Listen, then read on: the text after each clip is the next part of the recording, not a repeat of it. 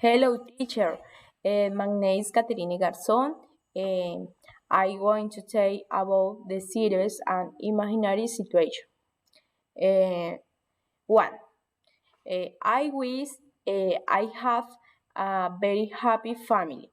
Two, I wish I have chosen a job with better benefits sooner. Three, I wish I had more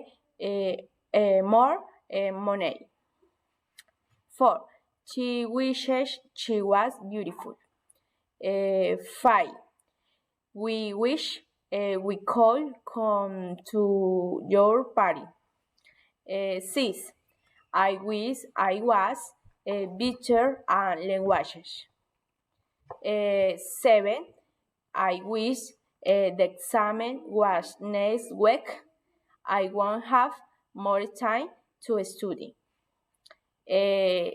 I wish my teacher would stop choosing so difficult topic.